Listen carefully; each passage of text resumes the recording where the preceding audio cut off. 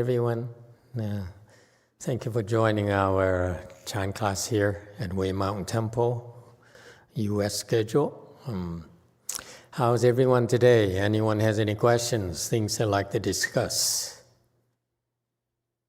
No? Okay, then I have nothing in particular as well, but feel free to ask any questions anytime, okay? Let's go into the Song of Enlightenment then. This is the work of a famous Chinese Chan master, Master Yongjia, who was the first one to write and describe in great details the state of enlightenment. So it's a very famous work in China, and he was certified as enlightened by Great Master Huineng, the sixth patriarch. So he's from good stock, and he's a credible source of information about the kinds of achievements that we all can attain when practicing Chan. Okay, and the interesting thing about here is that he talks about how he evolved as well. After he became enlightened, he came back to his village, his area, instead of staying in the sixth patriarch, and he continued to meditate and practice. He enhanced his wisdom. His wisdom grew and grew as well. Okay, so that's the nature of the Chan practice. We keep on improving. We don't stagnate. All right, and we are right now on slide 155. He says, superior people, one glance, understand everything. Average and inferior people, although very erudite, doubt everything. And so the way he presents information here is he chose to contrast, use contrast to illustrate, to reinforce the point. So what is he talking about? Superior people, and we also have the great fortune of having access to Great Master Xuanhua, who is a much higher level enlightenment than Master Yongjia.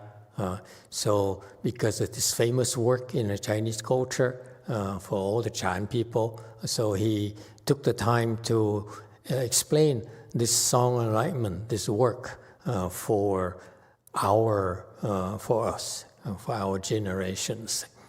And have no worries. Even with the same concept, the people with higher level wisdom, higher level samadhi, can elaborate a lot more than, let's say, lower level people.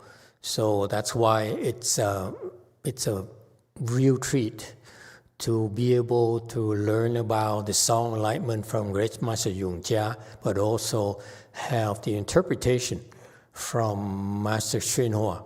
Okay, Master Yongjia was about 7th ground Bodhisattva. Is it 7th? Yeah, 7th ground Bodhisattva. It's been a while, I forget about these things. And Master Xuanhua is much, much higher. All right? But the interesting thing about Master Yongjia is that at his level, he's competent enough, he's good enough to teach. So he knows also his work is also not only by himself, but also has tips for us on how to cultivate. All right? And Master Xuanhua then elaborates it at a much more advanced level. All right, so superior people, according to Master Xuanhua, superior people are people who have good roots. Okay, they have sharp wisdom, and this happens when you are set to have sharp roots or good roots is because you cultivated in the past. Cultivation is a cumulative thing. It is not just one lifetime. It's many, many lifetimes. In fact, most people who cultivate, they tend to gravitate together as a group, like a family, like a community, and they would cultivate together, and then next lifetimes in the future, they will get together again to cultivate. So you see, they cultivate in clumps. This community here, this point in time, and then much later, this community here in somewhere, okay? Could be India, could be China, could be Korea, and so forth. But very different time zones, timelines, okay? Because it's very difficult for us to get together again. It's the same with us. We cultivated before. That's why, that's what drew us together and kept us coming time and time again to do it together again, because we get so much out of it through mutual help, mutual cooperation, mutual support. Okay, because cultivation is multifaceted, so that's why we need a lot of support. So we're lucky right here at Bodhi Light International, because we, over the last about 20 years or so, we built up this community of people from who've been around with me for a long time, like over 10 years, 15 years or so, and as well as even more than 15 years, as well as newcomers. So it's a community that's very supportive of each other, and very we encourage each other to cultivate because of the track record. People who cultivate is because they get so much out of it, so many benefits, great benefits. All right, and so the nature of cultivation is that it's iterative. We keep on doing it over and over again. Every time we get closer and get better and closer to our goal of enlightenment, and ultimately, the ultimate prize is reach the level of the Buddha. Okay, which is the biggest achievement is this entire universe at all times. How many people know that? Ordinary people only see being a president, being an emperor as the ultimate achievement, as a crowning achievement. Not at all, okay? It's a rather small achievement. Why do I say that? Most people, like great monks like Master Shenhua, at a long time ago, he was an emperor, he was a king, he was a monarch. Same thing with the Buddhas. Most Buddhas were kings and queens and monarchs, big shots in the universe. All right? And they realized when you get to that level of attainment, they said, what's next for me? And they found that shooting for Buddhahood, pursuing Buddhahood, was the most worthwhile, was the most rewarding, the most fascinating, challenging thing they can do. Yes, sir, 9. Good morning, Master. Since so much of our wisdom is developed in past lives and what we've cultivated, I want to know if in past lives we were of a different spiritual nature. Say we were Catholics, say we were Muslims, say we were simple people that lived in the bush of Australia. Yeah. Is that developing good roots also? Absolutely. And you forgot to mention we were women.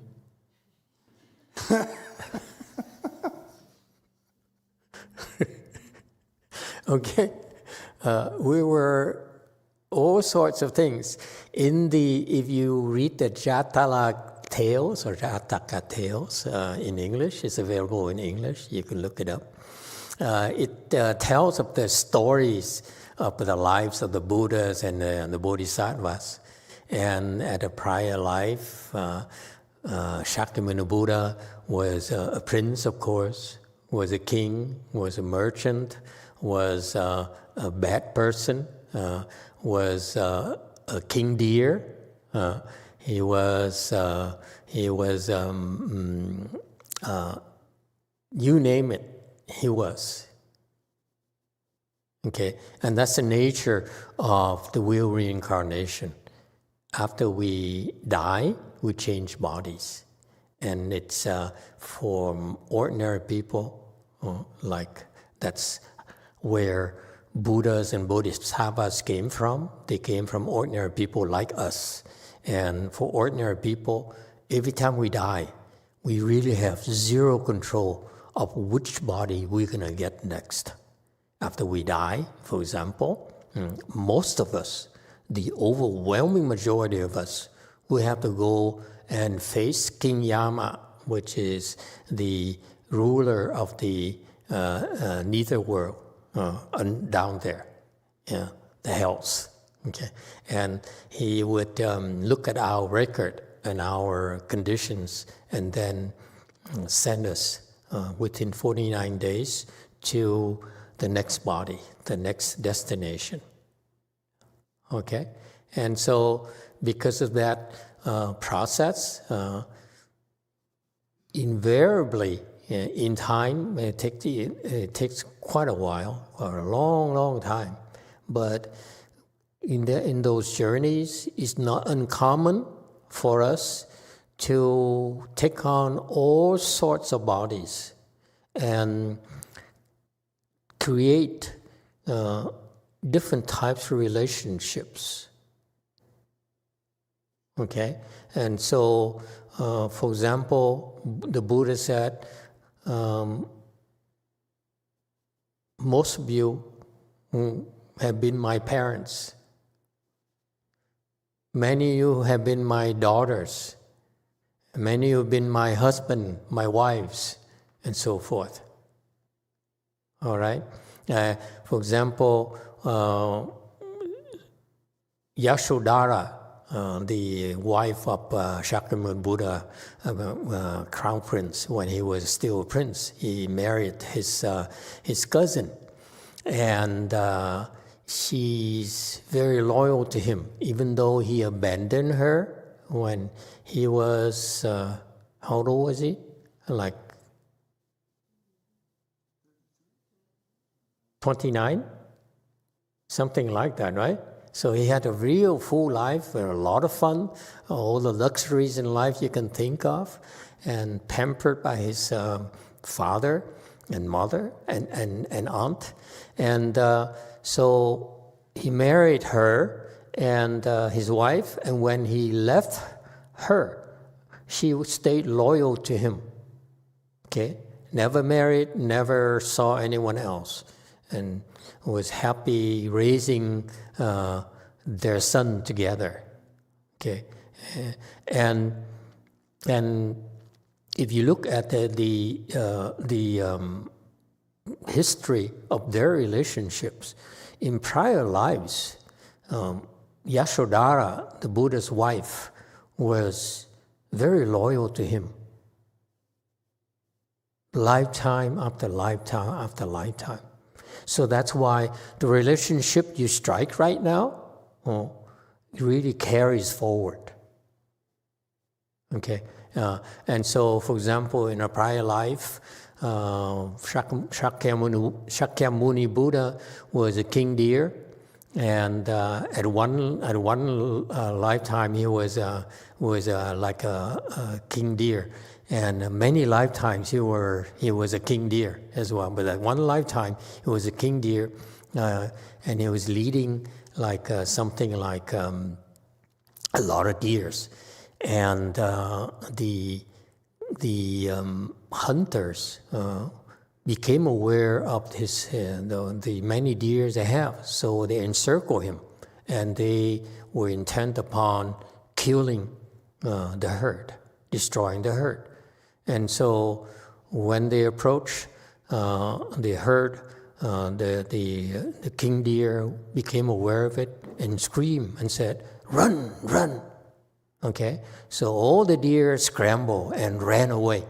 And what happened is that the king deer, instead of running first, he stand behind and waited for his deers to help. He tried to help all the deers, every single deer, to escape before he worried about himself. And because of that, he was trapped by the hunters. And so his wife, who was Yashodhara, the queen deer, he looked at her and said, "You should run away. Let me do my duty. This is what kings and emperors are supposed to do. Good kings and emperors are supposed to do. They are supposed to take care of their subjects, not stuff their pockets with money and power, okay, and reward their cronies with such things. The deers, the good monarchs are the ones who are very serious, are very devoted to taking care of their subjects. So that's what the Shakyamuni Buddha king deer did. And this is how he ascended. You see, every time you do great deeds, make sacrifices, great sacrifices, okay, that's when next lifetime you have good roots, okay? And that's why next bodies you ascend. And you get better, and you get better, and you get better, until you encounter Mahayana, which then speeds up your path to Buddhahood. Okay, so anyway, at that time, the Yashodhara queen deer refused to say, no, I will die with you, I'll be with you, I will follow you. I will wait here until we escape together. So, but unfortunately, they got encircled, and as the hunters got closer with their bow and arrow, and they were about to shoot the king deer, Yashodhara, queen deer, stood in front of him and took the arrows, and she died.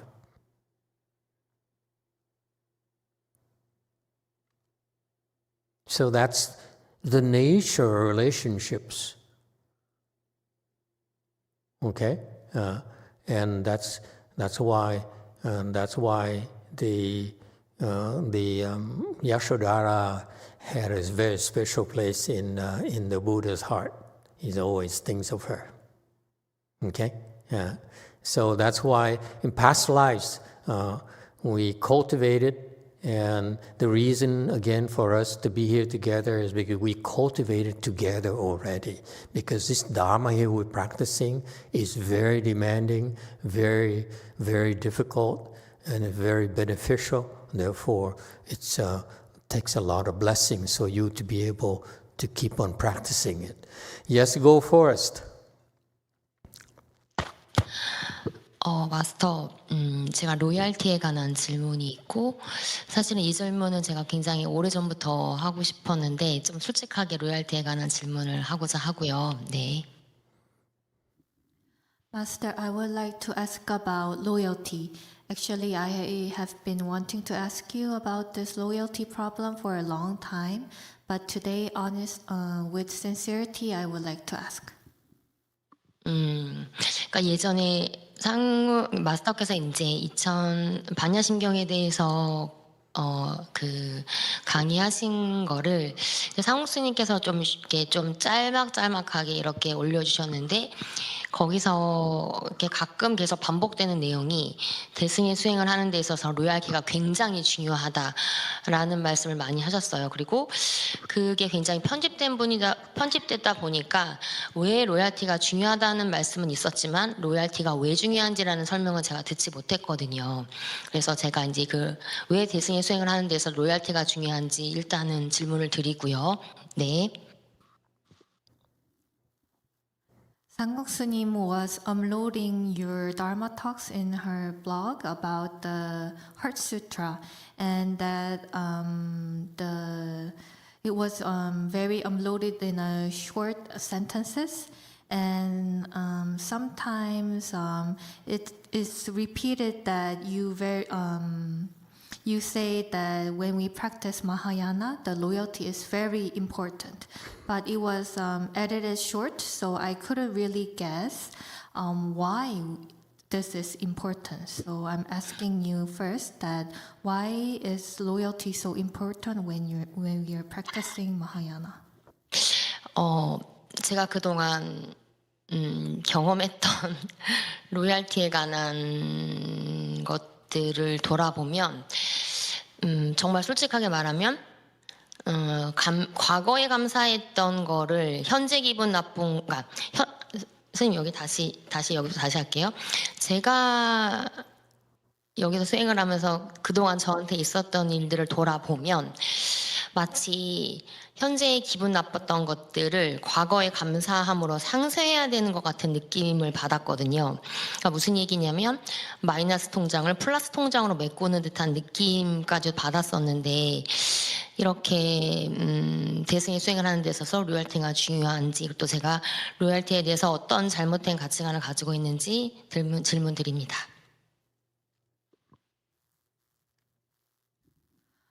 When I look back about what I experienced about the loyalty problem, honestly, I feel like when I look back how I practiced here, I feel like I'm covering the present offendedness with past gratefulness. So it's more like there's a minus account and you make it to a plus account. So maybe there's a problem with my thinking about like my concept about loyalty. What did she cover the thing with the thing? So I think she means by when she feels offended right now, she thinks about the past gratefulness, something that happened that you feel grateful about that person, and she covers the offendedness with that memory. Offendedness. Okay. You understand, right? 좀 많이 솔직했나요? Okay. Was I too honest? No. I'm trying to understand the translation. The offendedness, it's a new term. You look up ChatGPT. I don't think it's a standard dictionary English term. Okay, but anyway, offendedness. But I'm always learning. I'm looking for new ways to express myself. Okay.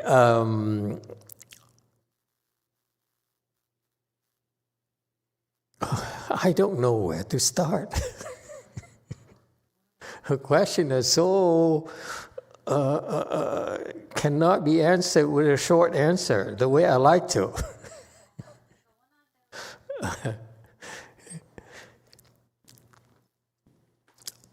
Okay, let me put it this way for you. Can I give you a general answer first and see if the answer, and see whether or not the answer helps? And then if still is not clear to you how it applies to you personally, and then we can go into more specifics about your second part of the question. Is that okay? So that you can reflect on the offendedness, offensiveness, whatever. Okay. I didn't realize I explained the Heart Sutra such a long time ago. It seems like over 10 years ago. Over 10 years ago. So I don't remember what I said, and I probably would not say the same thing anymore. So So I reserve the right to change my mind constantly. It's not that funny, trust me. When you get older, you don't remember anymore. Okay, but I'm impressed. I was stupid enough to say things like loyalty is very important to cultivation. I happen to still think the same way. Let me add also another word, not just loyalty, but as the example of Yashodhara, Queen Deer, to the King Deer, Shakyamuni Buddha, there's also devotion. Not just loyalty, but devotion. Those are the two qualities I feel are most important in cultivation. If you, beyond doing the right things, beyond doing good, beyond avoiding evil and so forth, for the long haul, you're much better off when you have loyalty and you have devotion.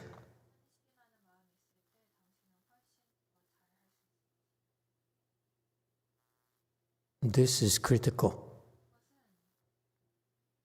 Can I give you a very simple perspective from the world to help you see the analogy? Okay? Suppose you're president. You got to be president because many people supporting you on your campaign trail. Yes? They took the shots for you, took bullets for you, took criticisms for you, okay? Suffered with you in the trenches, okay? So now you're president, what do? You show your gratitude, yes? Because you need to reward the loyalty and devotion of these people. If you don't, you cannot be president again because people will never do it for you again. So when I talk about loyalty and devotion, it's a two-way street. The king, the president, has to be devoted and loyal to his lieutenants. And the lieutenants need to be loyal and devoted to the king or the queen. It's a two-way street. Otherwise, the relationship cannot last. Okay? And you, let's say, walk back in time. You realize that before this person becomes president, he's probably very likely was a governor before of a state. Okay?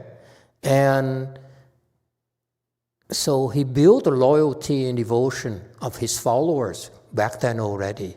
Now they move up. See? And before that, he's probably mayor of a city. See what I mean?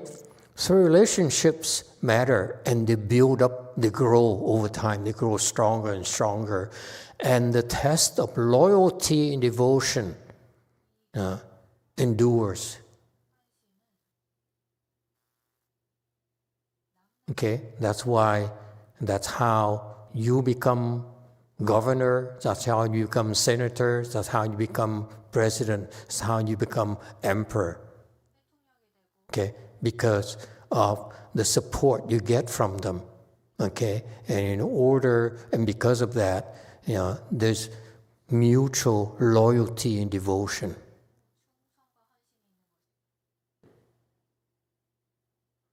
And as I said earlier, once you become a king and an emperor and you get there, what's the next step? You just begin to cultivate, okay?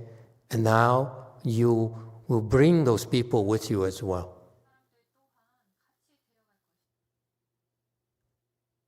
That's how it works.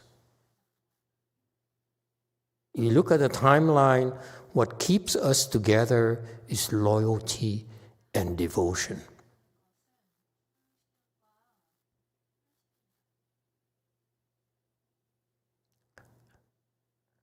At a small scale, being loyal and devoted to your spouses, your partners, is that important.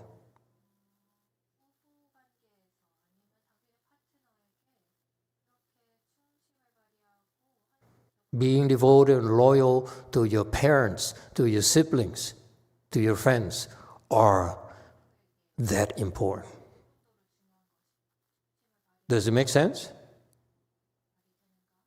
Those are the values that stand the test of time and grows and make you a better person, give you bigger opportunities for yourself.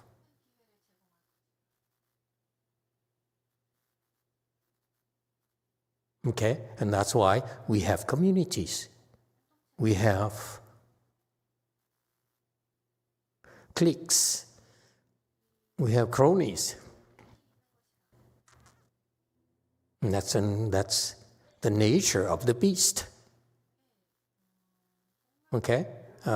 If you are a good person, you see, I just talk about loyalty and devotion.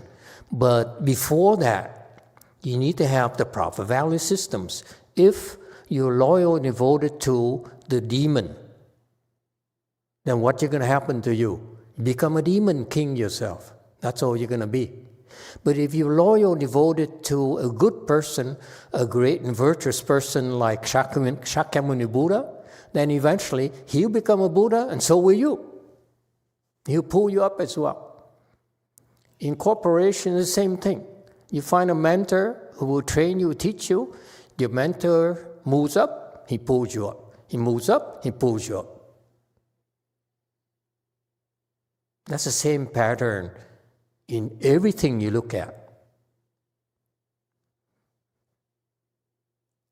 Some people say, I got up because of my smarts and so forth, and my superior mind and so forth. But that person is a one success, one lifetime. But the bigger successes that grow with time are based on loyalty and devotion. You cannot scam people, run away. Okay, you scam people this lifetime, sell a lot of EVs, and kill them when you're getting filthy rich. Okay, that karma there will catch up with you, and those people will wisen up. So that's why you lose their loyalty, or you lose their devotion. On the other hand, you continue to make sacrifices to help them. Okay? More and more of them will come and join you, and they get better themselves. And you get better yourself. That's past lives cultivation. Cultivation here is not just, sitting and chant, but how about benefiting others? How about helping others? That's cultivation, folks.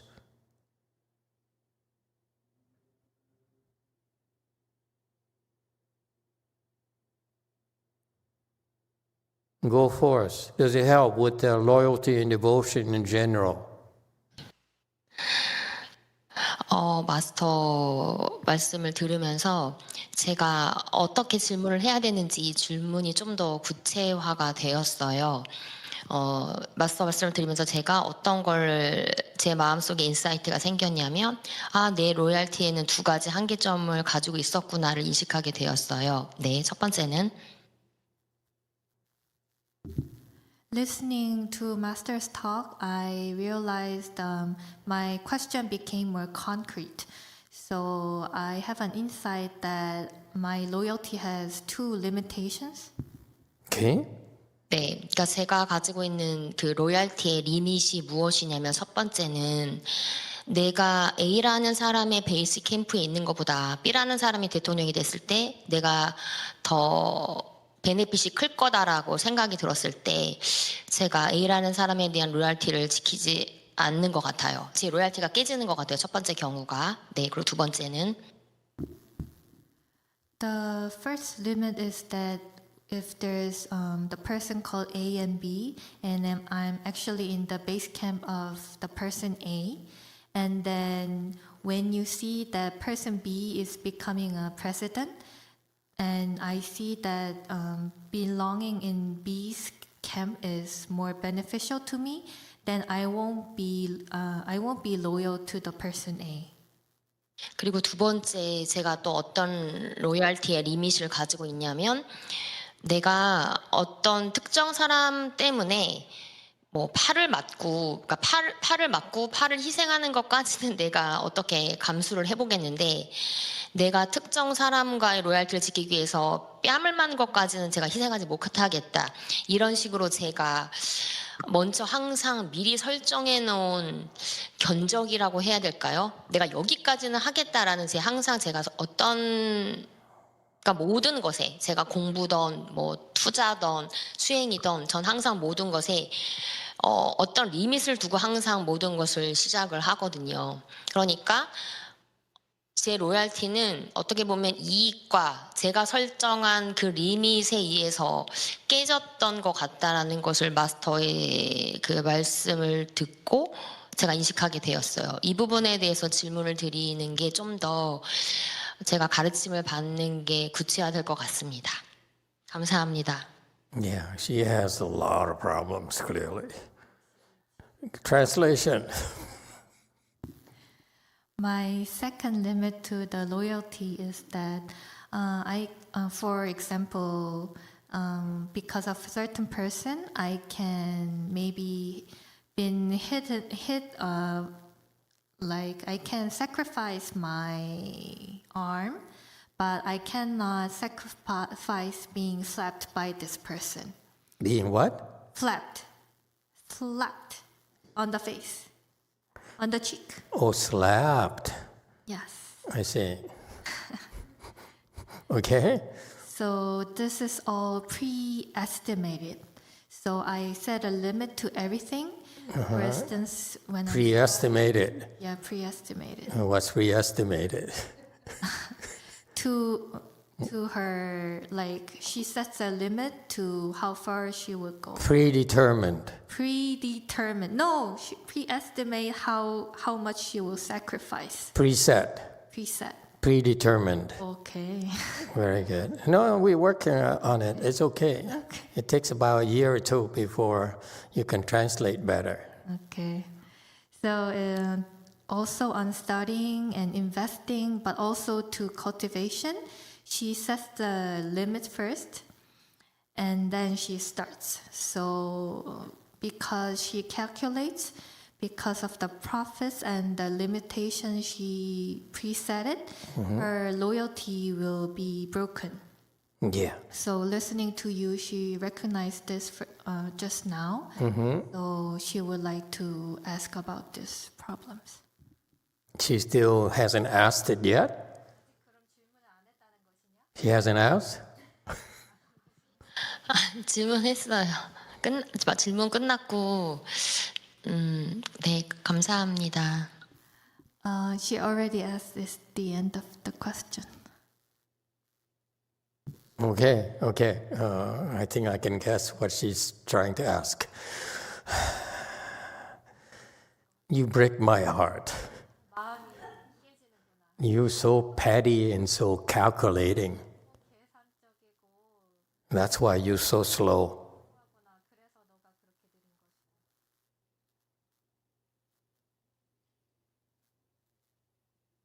Your heart is so small, so limited that you cannot possibly receive the vast teachings of Mahayana. That's what you're doing to yourself.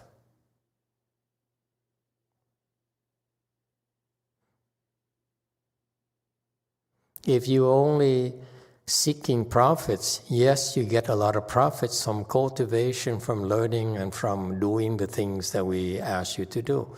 However, because your heart is so small, so limited, you tend to filter out only the small things that appeal to you. And you're only hurting yourself. Okay? It's a good thing you're not here because I would have slapped you on the face.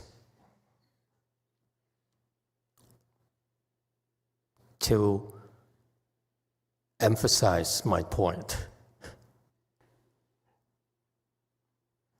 Okay?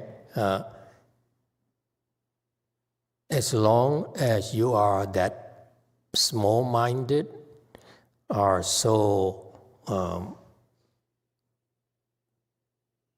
profit-motivated, what you get out of your practice is also very limited. You're doing it to yourself. It's not like we are discriminating. We discriminate against you and only teach things because we like you and because you're loyal, because you're devoted. No, we don't discriminate. We don't discriminate whether you're loyal, whether you're devoted or not. It doesn't matter to us. Okay? Because if this is a difference between the cultivation versus worldly people. Worldly people reward loyalty and devotion. Okay? We don't care in the spiritual world whether you're devoted or loyal or not. It doesn't matter. Okay? The teacher, great teachers like Master Shenhua, is loyal, devoted to you anyway, whether you stab in the back or not, or whoever you are, and you come and study from him and cultivate with him, he's loyal and devoted to you, period. He does not discriminate at all. Genders, preferences, skin color, okay, amount of hair in your head, doesn't matter. So that's a difference between spiritual pursuit versus worldly pursuits. Worldly pursuits demand loyalty and devotion and reward accordingly. In the spiritual world, okay, there's no discrimination. However, if you're in a spiritual cultivation, if you have more loyal and more devoted, the advantage of that is that your heart is bigger. If you are calculating and you're discriminating and are seeking profits, okay, are motivated by profits, your heart is so small, you only can get so much. Okay? Whereas if you allow yourself to be more freely and have a bigger heart and free yourself from pettiness, okay, then you can receive much more. That's why it's called you are a bigger Dharma vessel. We can teach you more. You can absorb more. So you're the one who are limiting yourself. That's all. Lots of things you don't understand. I said last night, it does not have to make sense to you, because you don't get it. Like today specifically, you are so small-minded that if I talk about bigger things, you don't get it anyway. Okay? It's you yourself who chose to limit yourself. That's all. Okay? And that's a shame.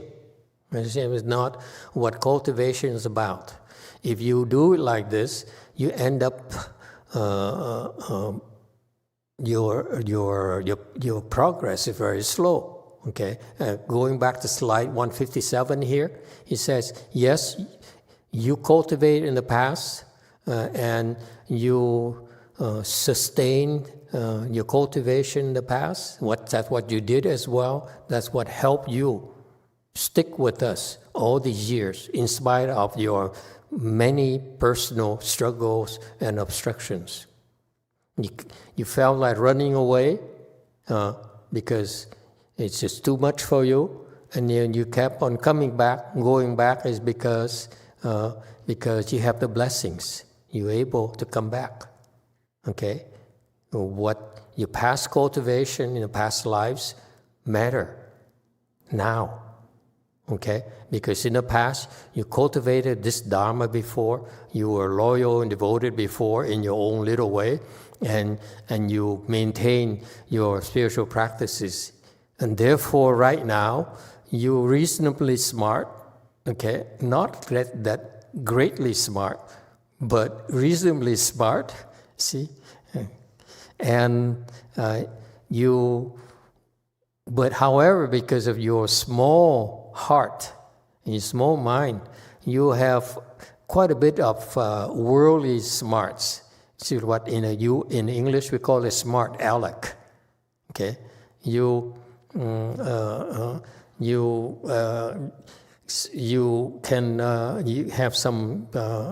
have some intelligence, you have some worldly smarts, and you don't realize because of your being intelligent and smart, you make mistakes because you're too smart.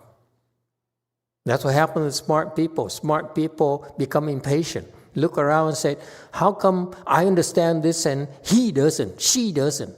She's slowing me down. She's getting my way. And therefore, let me pull them along and sell them an EV. And after an EV, I sell them full autonomous driving, which is even a bigger scam and would kill you. Okay? In 50 years, and then people will mark my words, they will realize that EV is so bad for you. I drive a hybrid. I go hybrid from here to back and up and down the coast. Okay? I sit in the car for 5 hours. Okay, for 5 hours, I sit on a hybrid car, so a smaller size battery. And after 5-6 hours in the car, I realize that it saps my energy. If I sit and meditate here in the temple 5-6 hours, it makes me stronger, it energizes me. But when I sit in a hybrid for 5-6 hours, even in a small battery, not a lot smaller than EV battery, okay? It saps my energy. I have to fight it. So when I get to my destination, I need time to rest, to recover. This is why I refuse to sit on an EV for long distances. It's so bad for you. It ruins it damages your body. And people don't even realize it. People are so insensitive. We're very sensitive to energy level, how we feel. We're keenly aware of our state of energy level. So I'm sharing with you, that's what happens to me. Okay? And you don't have the same kung fu as I do. Your samadhi level, your protection level is much lower. So even with a hybrid, you sit for a long time, it's very bad for you. Trust me. So that's why when I buy an EV, I use an EV, okay? I would not go beyond half an hour to an hour. Within an hour, your body can recover, okay? But if you sit longer, it's much harder for you to recover. Keep that in mind. That's how bad EVs are. And do not believe the scientists and engineers and the experts. They are all corrupt. They're all bought out. They probably have some stocks in that company. It's that bad, folks. So right there, the premise is that they appeal to your sense of vanity and your ideals of being ecology-minded and so forth. But actually, it's a scam. It's hurting you. And then on top of it, now it's another scam is autonomous driving, which corporations all over the world are pouring billions of dollars into it. And within decades, they'll find out, and it's happening already. Tesla is the most deadly car because of that assisted driving, autonomous driving. The car itself is okay, but it's people have trust that autonomous driving too much. They believe that demon there. Okay?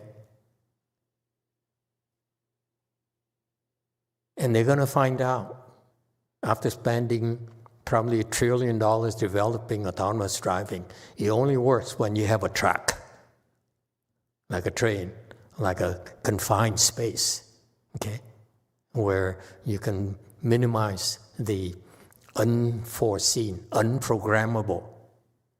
Only us with our human nature and our Buddha nature can handle the unforeseen, okay? No program can handle unforeseen. All the unforeseen. Okay? So anyway, so that's what happens. When you're smarter than others, you use your intelligence, your eloquence, and you see faster than others, more than others. That's why you are prone to making more mistakes as well. And then you help others create more mistakes. Okay? So that's why you have this community of people who will get in trouble together will fall instead of ascending. If you do good, the whole community ascends.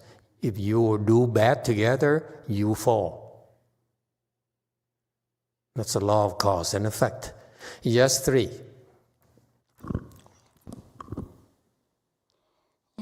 A Di Đà Phật. Dạ thưa thầy, con có câu chuyện muốn chia sẻ như cái lời nãy thầy nói tận tâm á. Con cũng nhờ câu chuyện này mà cũng rút tỉa ra nhiều cái kinh nghiệm trong cái cuộc sống của con. Đó là câu chuyện nhân quả của một cái anh chàng này ở Việt Nam mà ở Vũng Tàu, là câu chuyện thật. Ảnh sinh ra đời và lớn lên trong gia đình cũng khá giả, và anh rất là hào hoa, có nghĩa là anh đi gặp một cái người con gái nào thì đều được lấy người con gái đó hết, mà lấy không như vậy mà rất là dễ dàng. Thì tới một hôm anh mới thức tỉnh ra, anh mới đi vô chùa, anh tu tập thì anh mới thức tỉnh ra, thì anh mới niệm Đức Phật Quan Thế Âm Bồ Tát nhiều năm như vậy. Anh nói khoảng chừng vài chục năm hay như thế nào đó. Rồi lúc đó Đức Quan Âm mới cho anh thấy được trong giấc chiêm bao là 5 kiếp đời trước của anh. Dạ thì 5 cái kiếp đó của anh á, thì một cái đời trước nhất của anh á, là anh con của một người quan quyền ở bên Tàu á. Mà anh rất là ác độc, cậy quyền của mình, lấn hiếp và đã ăn hiếp 5 người cũng như là phi tần á. Hiếp đáp những cái người đó, họ khổ sở và họ không có nói nên lời. Đó là cái kiếp anh thấy được cái kiếp đầu tiên đó. Thì qua 5 kiếp tiếp tục sau cái kiếp đó rồi thì 5 kiếp sau đó là anh sanh vào gia đình nghèo. Mà cứ đúng 12 tuổi á, thì mẹ anh mất. Mà sau khi mẹ anh mất á, thì cha anh cứ lấy anh, cha ruột của anh lấy cái cô đó, lấy xong rồi đem bán vô trong lầu xanh. Rồi còn một cái kiếp nữa đó là là anh có để con nhớ này, bán vô lầu xanh thì cứ 5 kiếp như vậy đó. 5 kiếp như vậy thì tới cái kiếp thứ 5 á, thì là cái cô con gái đó sanh vào ở Việt Nam thì cũng bị như vậy. Nhưng mà cái kiếp đó thì cô biết làm phước, cô đi hái thuốc. Ngoài những cái việc mà phải ở trong lầu xanh như vậy đó, cô dành thời gian để đi hái thuốc và bán những cái thuốc nam đó. Và cô đã lấy một số tiền nhỏ đem vào chùa để mà cúng dường. Thì cô đem vào chùa để cúng dường thì lúc đó thì cô không có dám vô chùa. Tại vì cô thấy cái thân hình của cô dơ giấy quá, cô không dám vô. Cô đứng ở trước cổng chùa. Thì sau đó thì sư cô trong chùa mới ra mới thấy như vậy, mới nói là Sao con không vô chùa? Thì cô mới kể ra câu chuyện của cô là bị cha lấy như vậy và bán nâu xanh. Thì ngày hôm nay con muốn đem cái số tiền này để cúng dường cho chùa. Con nhờ sư cô gửi cúng dường giùm cho con để con có được một chút phước báo và cô đi về. Thì sau đó cô ở Lầu Xanh cô bị bệnh thì họ đã quăng cô ra ngoài một cái bãi rác. Quăng cô ra một cái bãi rác thì lúc đó sư cô mới đi ngang mới gặp được mới đem cổ vào chùa. Đem cổ vào chùa thì nuôi dưỡng cổ. Thì trong khi vào chùa đó thì có 2 người bạn sư cô này cũng nuôi mà không có, cũng là homeless luôn, ở chung. Thì có một cái cô đó thì rất là tận tâm với cổ, coi như là khi cổ bệnh như vậy thuốc thang và săn sóc đủ điều hết, rất là thương yêu cổ đúng mực như một người chị em ruột. Còn một người đó thì cũng thương nhưng mà chỉ lời hỏi qua loa thôi. Đó là 2 người. Và một cái người thứ ba nữa đó là cái cô con gái này cũng đi vào chùa, đi với một người em. Thì người em đó thấy cổ đẹp mới là lợi, mới cũng như cũng muốn tán tỉnh cổ. Thì người chị mới nói mới lại chửi cổ, chửi là cái đồ này kia nọ đó là không có xứng đáng, nó như chửi nhục cổ. Thì sau khi cái đời này mà cái anh chàng này ra đời, cái đời mà ảnh đang thấy đấy, thì ảnh mới thấy lại là ảnh có 3 đời vợ luôn. Thì một cái người vợ thì cái người vợ đó ảnh không có thương, ảnh chửi, ảnh đánh hoài à. Rồi sau đó thì người vợ đó cũng bỏ đi và tự nuôi con. Còn một cái người vợ thứ hai thì cũng có con, nhưng mà rồi ảnh cũng không có thương, và rồi cũng có con và cũng ly dị. Còn một cái người thứ ba này thì ảnh rất là thương yêu. Cho dù là cái cô này có chửi ảnh, có nói ảnh, có mắng cái gì đi ảnh chăng nữa, nhưng mà ảnh rất tận tâm, tận sức để mà lo cho cô này. Còn về vấn đề mà ảnh hào hoa đó là hào hoa đó là ngày xưa là trong 5 cái đời mà ảnh làm gái đó, thì những cái người đàn ông mà đã lạm dụng cái cuộc sống của ảnh á, thì bây giờ ảnh những cái người ở đời này á, thì làm con gái để mà trả lại cái nợ ngày trước. Còn 3 cái cô vợ đó là 3 cái người con gái mà ở trong chùa lúc mà cổ đã gặp. Thì cái sự thể là cũng như là cái người nào tận tâm thì cái kiếp này cái anh này cũng tận tâm lại. Còn cái người không tận tâm chửi ảnh thì cũng là cái nhân quả đó để trả lại cho ảnh. Cho nên con rút tỉa ra được cái sự kinh nghiệm trong cái cuộc sống. Mình lo lắng hay giúp đỡ ai cũng như thầy nói, mình phải tận tâm và mình trung thành. Làm tất cả việc gì, một cái việc gì nhỏ mà mình làm tốt thì sau này cái nhân quả nó cũng tốt đến với mình, y như cái câu chuyện của anh này vậy. Dạ A Di Đà Phật.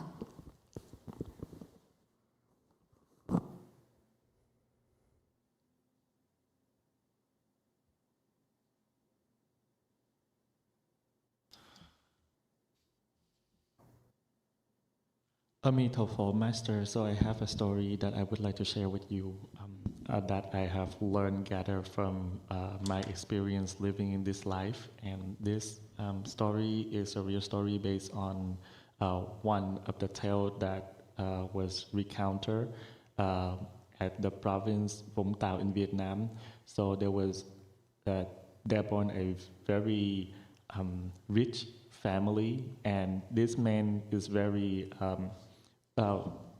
womanized, and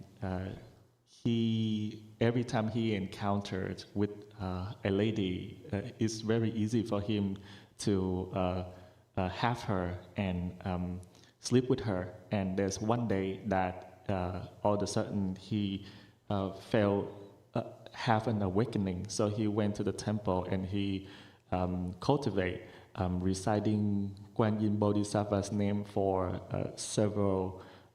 for 10 years. And there's one time after reciting that long, Guan Yin Bodhisattva allowed him to take a look into his past life, 5 previous life. And there's one lifetime that he was born in the family of official, and because of that he abused his power and he became evil. He abused 5 servants in royal palace, and he suppressed these 5 ladies to the point that they cannot even speak the truth. So then in the next 5 consecutive life, he was, because of the retribution, he was born in the lowly family, very poor, and at the age of 12, so in these 5 lives, he was a woman, and at the age of 12, his mother passed. That lady's mother passed away, and the father sexually abused her, and then sell her to the brothel. And in the brothel, she also having to live that life for 5 lives like that. And then the previous life before he became a man, he was born in Vietnam, and with little of blessings he gathered beside being a courtesan. He went up and to the mountain, and he picked the herbs and medicine and sell it and gather a little bit of money. And she stood at the temple, outside of the temple, and there was a nun came out and asked and greet her, talk to her, and then she said that because of her situation as is not clean, so she cannot go into the temple, but she would like to use this little money to make offering in the hope that she can accumulate a little bit of blessings to help herself. So then she offered the money that she gathered to the nun, and then not long after, that lady got sick, and so then the brothel threw her into a garbage place. And then that nun happened to see her over there, and then the nun brought her back to the temple to take care of that lady. And then during that time, there was 2 roommates, 2 ladies living with her, and one person is really dedicated and devoted to her and taking care of her like taking care of her own skinship. And the other person also happened to like her, but did not just asking about the sickness, but did not take care of her as much. And then during that time, she stayed at the temple. There was a 3rd person happened to go frequent to the temple, and that person, that lady has a brother coming with her, and taking a look at the sick lady, that she was very beautiful, so he wanted to marry her. But then the sister reprimanded the girl, saying that, "Oh, you are such a low life, and how could you be a match for my own brother?" So then, this lifetime, what happened? He because of the blessing, he was born as a man again, and then so he married with one lady, but he did not love her, and he just kept beating her up, and the lady got pregnant, and then eventually divorced her. That is the brother and of the ladies that yell at her. And there was one that is the wife that they have kissed together, but then later on divorced. And then he married another lady that he really loved, and he really devoted, and disregard that lady did to him, he still loved her unconditionally. And so with all of the girls that he encountered, met, and sleep with are those that is spend the money buying her out during the time that she was a whore in the brothel for those 5 consecutive lives. And this is the story that I read. Wow, interesting story. Thank you for sharing with us. Okay, Dạ, và con nói thêm cái năm cái người mà cha đó là 5 cái vị phi tần hồi đó mà đã bị ấy, cho nên thành ra 5 ông cha để mà hãm hại cổ sau này như vậy. Dạ, dạ.